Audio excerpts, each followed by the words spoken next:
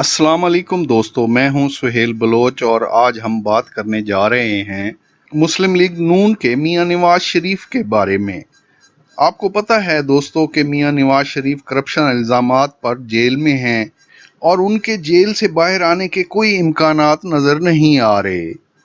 अब उनके जेल से बाहर आने के लिए डील की बातें हो रही हैं। शेख रशीद और पीटीआई के मुतअद्दिद रहनुमाओं ने कहा है मियां नवाज शरीफ जेल से बाहर आने के लिए डील करने जा रहे हैं।